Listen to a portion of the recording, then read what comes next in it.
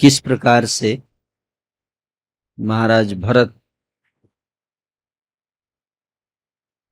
अपना सर्वस्व त्याग कर वन में जाते हैं भगवत प्राप्ति के लिए।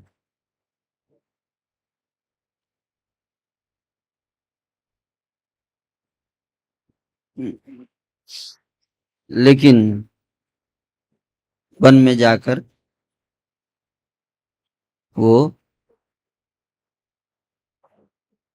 विपत हो जाते हैं।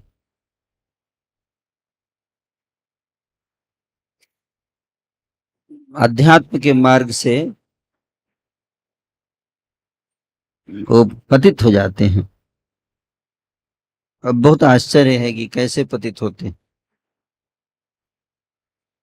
एक हिरण के द्वारा आकर्षित हो जाते हैं। कलयुग इतना प्रबल है। कलयुग में वैराग्य का मार्ग बहुत कठिन है, फिर भी बहुत सारे लोग वैरागी बनते हैं। फिर भी मैं ये नहीं देखी कलयुग में कोई वैरागी हिरण से आकर्षित हो गया है और हिरण से इतना उसको मोह बढ़ गया तो अध्यात्म के मार्ग से गिर गया। सबका हिरण अलग अलग होता है? माय डियर डियर है? किसका क्या हिरण है उसको पहचानना है और उससे दूर रहना है। ये शिक्षा है? केयरफुल रेनंसिएशन वर्सेज केयरलेस रेनंसिएशन है। Careful and careless. वैराग्य का मार्ग लापरवाही पूर्वक और एक सावधानी पूर्वक, असावधानी पूर्वक। तो भरत महाराज का जो दो जीवन लाइफ बताया गया, एक लाइफ जिसमें उन्होंने केयरलेस रेनंसिएशन, और वही व्यक्ति का दूसरा लाइफ था केयरफुल रेनंसिएशन। जब वो दोबारा उनका जन्म होता है हिरण के रूप में, तो उसमें वो तो फिर काफी केयरफुल रहते हैं, हिरण बन जाते हैं लेकिन बहुत सावधान रहते हैं। क्यों? कि दोबारा फिर से फंस न जाए इस संसार में।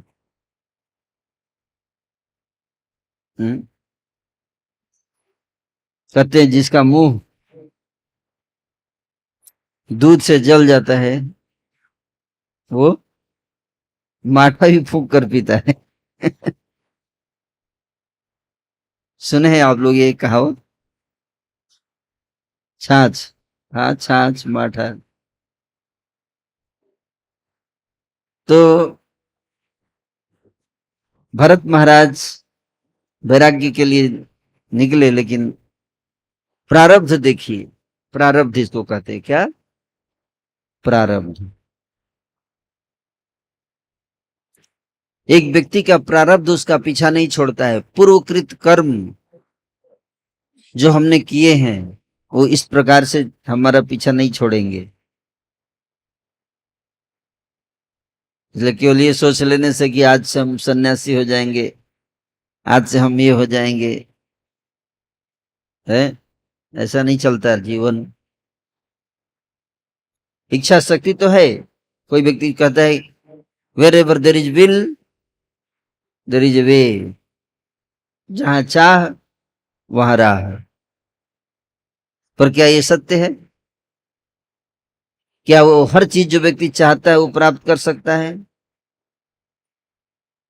नहीं, इतना आसान नहीं है। क्योंकि अपने प्रारब्ध है। अगर मैं हवा में उड़ना चाहूं कि मेरे पंख उग जाएं, तो उग जाएंगे पंख? हैं? उगेंगे? निकल जाएंगे पंख ऐसे? कितना भी मैं माला कर लूं, पंख उगेंगे मेरे? हैं? रोज 192 माला करूंगा 10 साल तक, मेरे पंख निकल जाए, मैं उड़ने लगूं, ये निकलेगा? बहुत कठिन है। क्यों? क्योंकि प्रारब्ध के हिसाब से जो मेरा शरीर है वो वही रहेगा, वो परिवर्तित नहीं होने वाला है। कुछ अपवाद हैं, एक्सेप्शनल केसेस होते हैं जिसमें हो जाता है। कभी कभी भगवान की विशेष कृपा मिलती है, प्रारब्ध को तो भगवान परिवर्तित कर देते हैं। उसी प्रकार से भरत महाराज की बहुत इच्छा थी भगवत प्राप्ति की, बहुत इच्छा थी, तीव्र इच्छा थी। जो अवस्था में ही उन्होंने पारिवारिक जीवन का त्याग कर दिया, पत्नी बच्चे सब त्याग दिए। जय श्री श्री राधा बाके बिहारी की जय, श्री गौर निताई की जय, श्री श्री सीताराम लक्ष्मण हनुमान जी की जय। त्याग तो दिया, लेकिन वहां पर जाकर जो कठिन था त्यागना वो त्याग दिया, लेकिन जंगल में जाकर हिरण से फंस गए। ये प्रारब्ध है ये। इसलिए हमें प्रारब्ध से बहुत सावधान रहना चाहिए।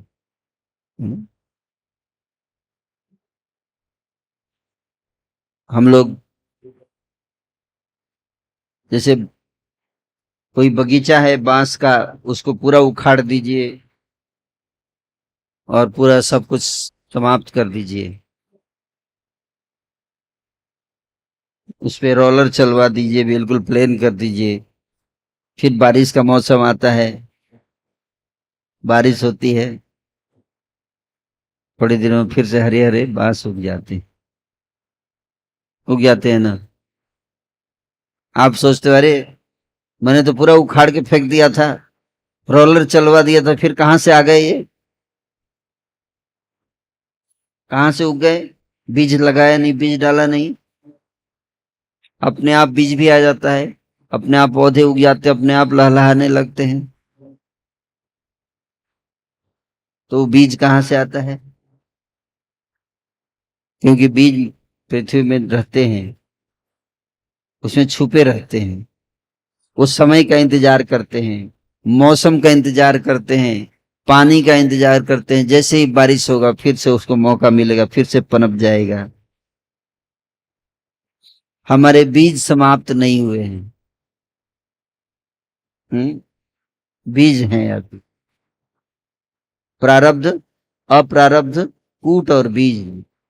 हमारे पूर्व कृत कर्म जो हमने पिछले जन्मों में किए हैं या इसी जन्म में पहले कर चुके हैं, चाहे वो पाप किए हो चाहे वो पुण्य किए हों, दोनों का फल हमें मिलता है। चार रूप में मिलता है, चार प्रकार से फल मिलता है। पहला कहते हैं प्रारब्ध, दूसरा कहते हैं अप्रारब्ध, तीसरा कहते हैं कूट और बीज।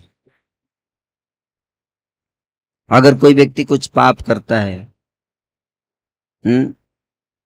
तो उसको चार प्रकार से उसको फल मिलेगा। जैसे कोई सिगरेट पीता है, तो सिगरेट पीता है तो उसका परिणाम, उसका फल क्या मिलेगा? पहला फल मिलेगा क्या?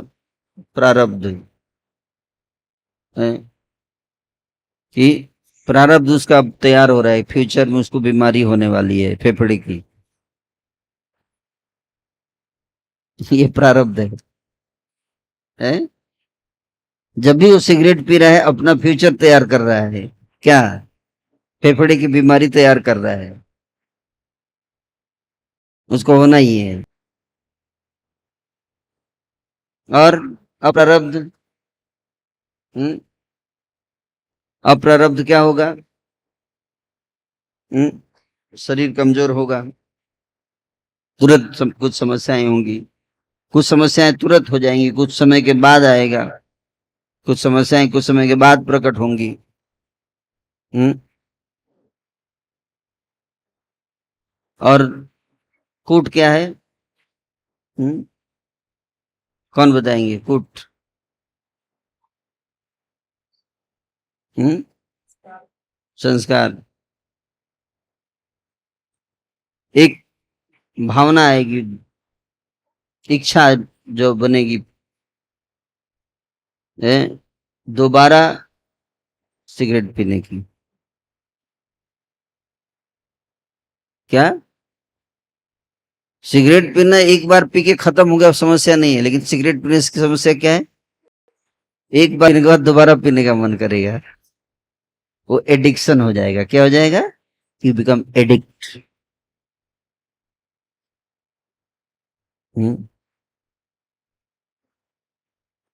और अंदर जो है वो जितनी बार हम पिएंगे, रिपीट करेंगे उसको, जितनी बार रिपीट करेंगे उतना ज्यादा हम उसमें फंसते चले जाएंगे, उतना ज्यादा कठिन होगा उससे बाहर निकल के आना। वो बीज के रूप में एक संचित होता है अंदर, जो सुख हमने प्राप्त किया, जो जो उससे जो भी एक्सपीरियंस हुआ, चाहे वो अच्छा एक्सपीरियंस हो चाहे बुरा, वो बार बार करने का मन करता है। इसलिए आप रास्ते से जा रहे हैं, जो व्यक्ति सिगरेट पिया रहता है बहुत पहले और छोड़ने का प्रयास कर रहा है, उससे पूछिए। जो सिगरेट का, जिसको बहुत ज्यादा एडिक्शन हो, छोड़ने का प्रयास करता है और बहुत प्रयास कर रहा है, रास्ते से जा रहा है, अचानक से कोई व्यक्ति दूर पी रहा है सिगरेट और उसने धुआं फेंका और उसके नाक में घुसा, और जैसे ही नाक में घुसता है क्या होता है? उसके अंदर एक लालसा प्रकट होती है, इच्छा प्रकट होती है, लौल्यम, वासना, तीव्र वासना है। वहीं जो कभी सिगरेट नहीं पिया वो गाली देगा, जिसने कभी सिगरेट नहीं पिया, उस सिगरेट की उसको दुर्गंध आएगी तो गाली देगा, कौन है रे? है? लेकिन जिसको आदत है पीने का, वो खुश हो जाएगा, उसको इच्छा आएगी। हाँ, उसको बहुत मुश्किल होगा अपने आप को कंट्रोल करना कि सिगरेट ना पिए दोबारा, है ना? तो ये केवल एक सिगरेट पीने से मामला खत्म नहीं होगा, वो कितनी बार बार पिएगा। इसीलिए विष और विषय में कौन ज्यादा खतरनाक है? विष और विषय, विषय वासना, विष और विषय में, दोनों में कौन ज्यादा खतरनाक है? विष या विषय?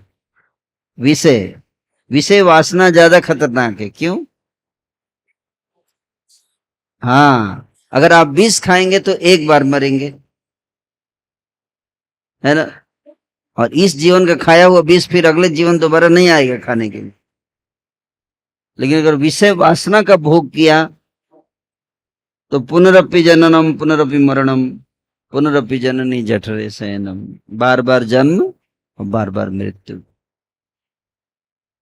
फिर से जन्म होगा, फिर से मृत्यु होगी।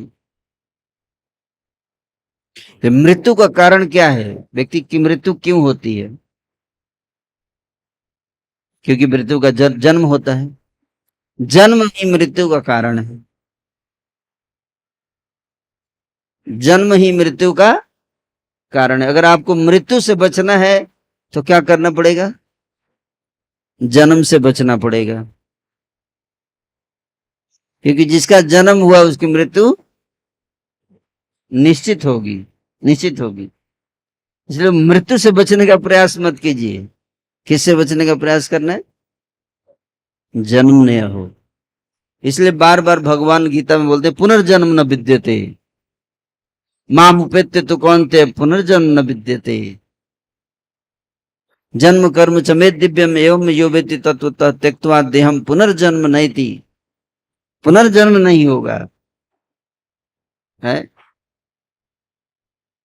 समस्या कहाँ है? जन्म में। तो जन्म ही मृत्यु का कारण है। मृत्यु से भयभीत मत होइए। किससे भयभीत होइए? जन्म से। जन्मदिन मत मनाइए। मैं देखता हूँ भक्त लोग भी आजकल जन्मदिन में बहुत उत्साह से मनाते हैं, हैप्पी बर्थडे है। नहीं, हैप्पी बर्थडे कोई अच्छा दिन नहीं है। वो जन्मदिन ही एक ऐसा दिन है जिस दिन हम सबसे ज्यादा रोए हैं और सबसे ज्यादा कष्ट पीड़ा होता है व्यक्ति को जिस दिन वो जन्म लेता है।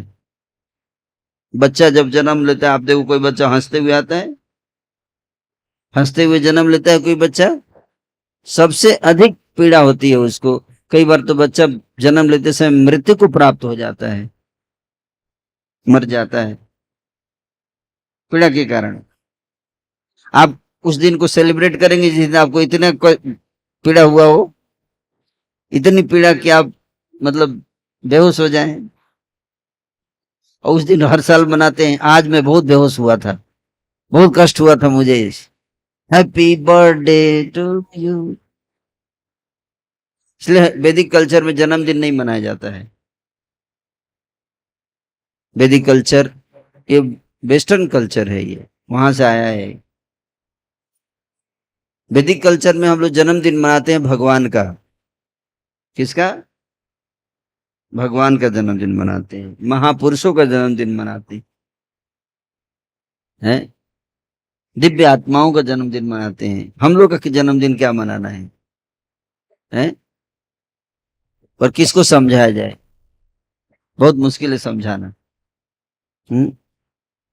क्योंकि लोग समझते नहीं, यहाँ तक कि भक्त लोग भी नहीं समझते।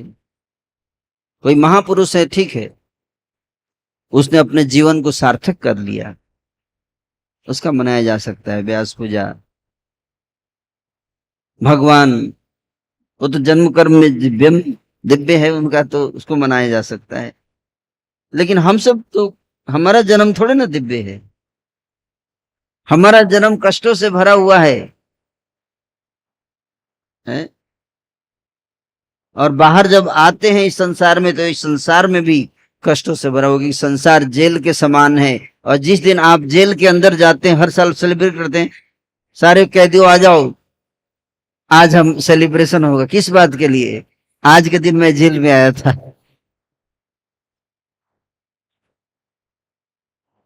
कोई ऐसा करता है? कोई कैदी ऐसा करता है? आज के दिन मैं जेल में आया था इसलिए खुशी मनाओ। हैं? कितनी अज्ञानता है, हैं? कितनी अज्ञानता है। एनीवे, मैं बता रहा था कि प्रारब्ध जो है, पिछले पूर्व कृत कर्मों का जो फल है, वो कितना खतरनाक होता है। तो महाराज भरत भी उसमें फंस गए, है ना?